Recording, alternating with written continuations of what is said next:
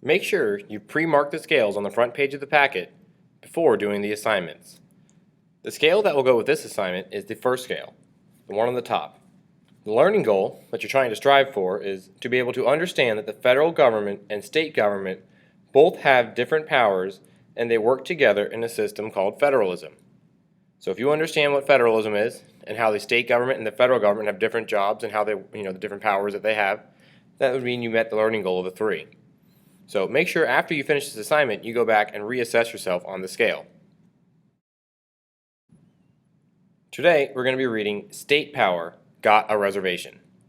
Be sure to have a pen, pencil, or highlighter ready so you can mark the text as we go through it. So take a look at the top paragraph. States have power. If you've ever been to a wedding, you probably heard the officiant wrap things up by saying, "By the power vested in me by the state of blank," whichever state they're in, "I now pronounce the person performing the wedding got the power to perform weddings from the state. But where did the state get the power to give that power?" Little countries. If you look up state in the dictionary, one of the definitions will sound a lot like the definition for a country. That's because state is another word for a country or nation. A state is a political unit that has authority to govern itself. The United States is a group of states that decided to unite themselves under a single government. When states do that, they are not considered countries. And yet, they have their own governments, and they have their own power. The Constitution treats states partly as if they were independent countries and partly as small units within one big country. It lets states have the power to do a lot of things, but gives some powers only to the federal government. So, a state has its own power within it, but it also has to follow what the U.S. government is saying.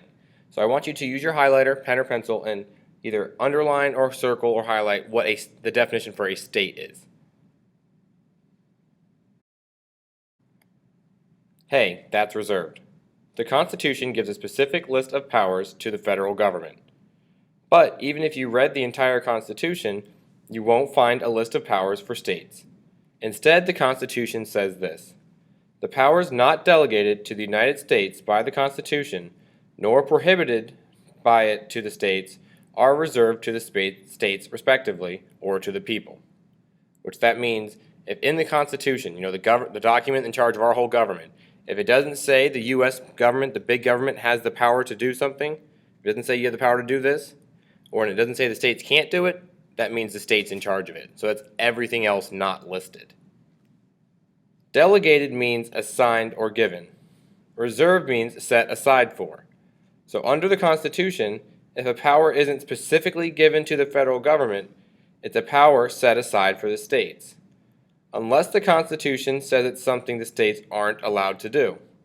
There are no reserved powers for the federal government. It only has the powers the Constitution says it has. So the only thing the big government, the federal government, can do is what the Constitution says it can do. Anything that's not talked about in the Constitution, that's reserved for the states. So I want you to underline or highlight what reserved means, and also underline or highlight what delegated means. Aw, that's no fun. So what can't states do? You might want a cool title like Sir Brandon or Princess Caitlin, but you won't be getting one from your state government. It's not allowed. Granting titles of nobility is one of the many things the Constitution says states can't do. It's also something the federal government can't do. Other no-nos include things that would interfere with federal government's ability to exercise its own power. These are things like making treaties with other countries or starting a war. The Constitution also says no to states causing problems for other states. For example, a state can't charge taxes on goods brought in from one state to another. So things like going to war. The state of Florida can't decide that we're going to go to war against another country. The whole U.S. government has to decide that. And things like the state of Florida can't decide I'm going to make Georgia pay more money for my stuff than I'm going to, charge Alabama. Those kind of things are all things that the Constitution says, no, you can't do. But other things, like education, stuff that's not mentioned, that's all left to the states. All right, turn the page. Go for it. So what powers have the green light for states? That's like saying you can't have pizza, tacos, or mac and cheese for dinner. Now go list everything you can have. There are lots of powers the Constitution doesn't say anything about at all. There's nothing about education, healthcare, fire protection, police, marriage, driver's license, how many dogs you can have, what happens to your stuff when you die, or whether skateboards are allowed at the park. State and local governments have the power to make rules about all that and much, much more. They exercise this power by adopting constitutions of their own and by passing their own laws.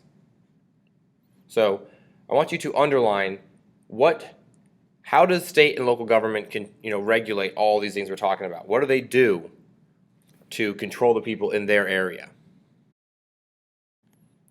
Share and share alike. What if the Constitution says the federal government can do something, but doesn't say states can't do it? For example, the Constitution gives the federal government the right to collect taxes, but it doesn't say the states can't collect taxes. Does that mean that they can both collect taxes? In this case, yes. One collecting taxes doesn't stop the other from collecting taxes. Shared powers are called concurrent powers. Concurrent means at the same time. States can't share a power the Constitution gives only to the federal government, and if sharing a power would cause a conflict, then the power can't be shared. Other concurrent powers include running a court system, enforcing laws, and borrowing money. So concurrent powers are the powers that the big U.S. government and the state government both have the power to do. So make sure you underline or highlight what concurrent powers, the definition, what it means. What does concurrent mean? Speaking of local governments, the Constitution says nothing about counties, cities, towns, boroughs, or any other small unit of government. It's up to states to decide what kinds of smaller governments to create and what powers those governments will have. States rely on local government to deliver certain kinds of services to the people. That's because the smaller the unit of government, the closer that government is to the people. States also give local governments the power to make their own decisions about things like whether your dog needs to be on a leash or whether Ugly Mart can build a 100-foot purple store downtown. Local governments are also usually empowered to collect property and sales taxes.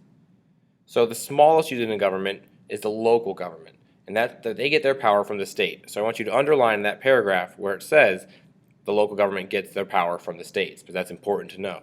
The state of Florida is giving Dade City the power to manage and control this area. And the reason why they do that is because the government of Dade City knows what the people in Dade City want. If the state of Florida it was just the state in charge of everyone, then they may not know, they're all the way over in Tallahassee. They may not be in touch with what Dade City needs. So they delegate or they, assign the power to smaller units of government who can work directly with the people in their area. And the final paragraph, state and federal funding. Sometimes the federal government will like to pass a nationwide law, but because of the state and federal power split, it can't. But in some cases, it can influence states to change their own laws. This is because over time, cash-strapped states have become more and more dependent on federal money in order to provide services to state citizens. One example is Federal Highways Fund. Years ago, research showed many fatal accidents were caused by young people who had been drinking. The federal government didn't have the power to raise the drinking age, so in 1984 it told states they would not receive highway funds unless they raised the state drinking age to 21, and all the states complied. So there sometimes becomes a problem because if it didn't say the federal government's in charge of it, then they can't do anything about it. So in this case, it's deciding how old the drinking age should be in different parts of the United States. Well, it used to be one state would say 18, another state would say 20, another state would say 21. And since the big government, the president, the federal government, they wanted every state to say 21, but they couldn't make them, they said, fine, we won't give you any money for your highways unless you change your drinking age to 21. And then that way they were able to get them to, by providing an incentive. but they couldn't make them do it.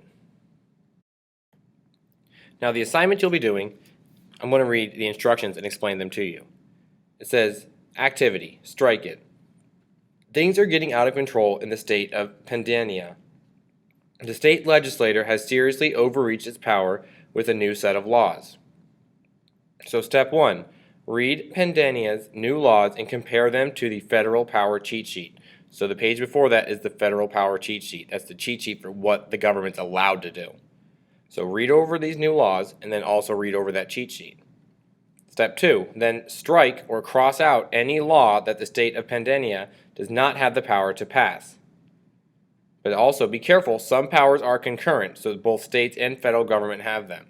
So remember, some powers, both of them can do at the same time. So you need to read over these laws, check them against the fact sheet on the page before, the cheat sheet, and make sure they're allowed to do it. If not, you need to cross them out.